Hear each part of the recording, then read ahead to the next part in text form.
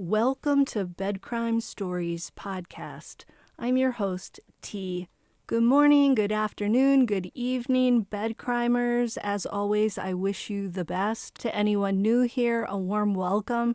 Thank you for checking out my channel. Let me just ask that after listening to or watching this video, if you learned something or enjoyed it, please do me a favor and smash that like button. Now, let's dig in. Good morning, bed crimers. Happy Friday. We made it. Yay. Today, I want to share with you the theory of a crime reporter for the dailymail.com named Caitlyn Becker about the case out of Moscow, Idaho. Now, her theory isn't really all that different from mine, but I think when she puts it together, it just sounds so compelling, so I feel that I want to share it with you. Now, she's been researching this case since it occurred on November 13th of 2022, and here's the gist of her theory. We know that 4 students, our precious Kaylee Gonsalves, Madison Mogen, Ethan Chapin, and Xana Kernodle, ended up in the perpetrator's crosshairs that early morning,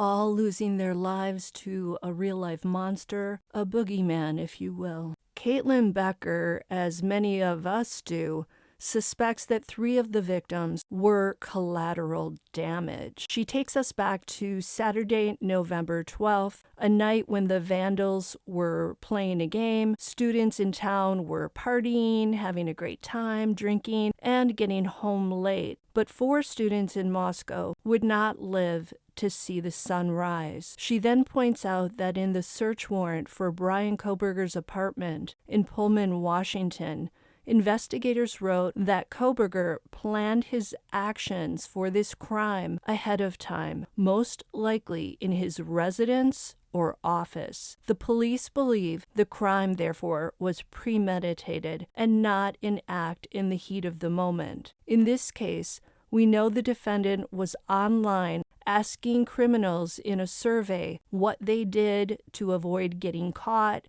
and other questions. It's also clear from his 12 mostly late-night visits to the girl's house that he was stalking at least one of the residents. Many believe that Madison Mogen was the object of Kohberger's obsession. I have always leaned toward Kaylee Gonsalves. In the video Becker made, she shared photos of Madison Mogen when she was talking about Kohberger stalking a victim. This made me think that maybe she knows something we don't. We also know that Brian was basically harassing one of the victims via direct messages to her social media accounts.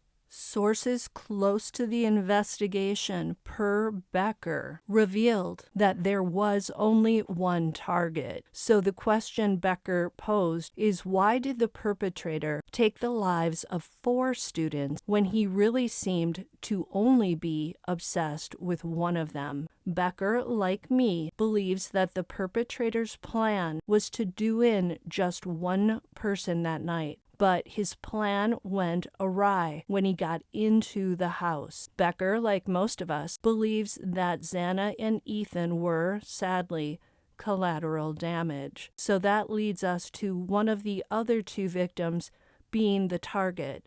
Becker said at this point in her video that she's not sure just yet whether that target was Maddie or Kaylee. We know that an unnamed source close to the investigation told People magazine that Kohberger's phone had multiple images of one of the girls on it. With all the digital data the investigators will most likely glean from those 60 search warrants they served, whether the perpetrator was stalking Maddie or Kaylee. And I mean, they obviously already know whose photos were on Kohberger's phone. So pretty much the investigators already know who the target was. We also know that Kohberger followed Kaylee, Maddie, and Xana on Instagram, but again, he only messaged one of them. It makes you wonder if this crime would have occurred back in the day when we didn't have social media and we didn't have Instagram and people weren't sharing their photos and locations online in real time. We also know from survivor Dylan Mortensen that she first heard noises on the 3rd floor.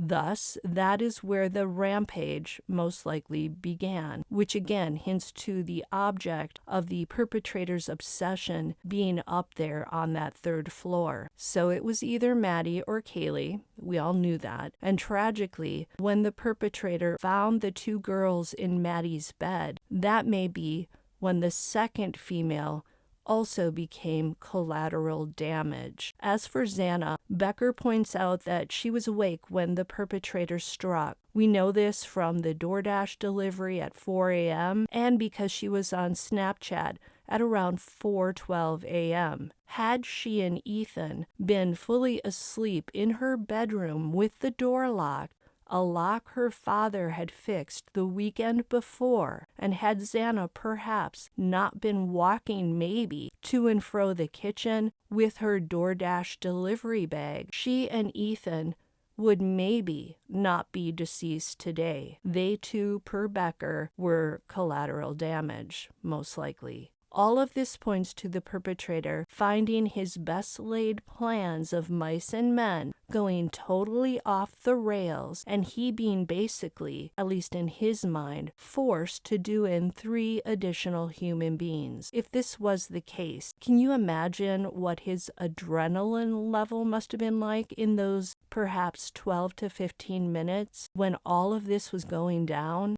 I wonder if this gave him a thrill because he suddenly found himself an overachiever in his sick mind, or was he freaked out by having to confront 3 additional people? Becker then points to Kohberger's education and how he studied under Catherine Ramsland. He knew enough to know how to plan a crime, maybe not a perfect crime, but a crime all the same. Maybe finding Maddie and Kaylee in that one bed was why that leather sheath was found on the bed. The more I learn about criminals, the more I realize how ridiculous the idea of the perpetrator leaving that sheath behind as a calling card or as a way to implicate someone in the military is.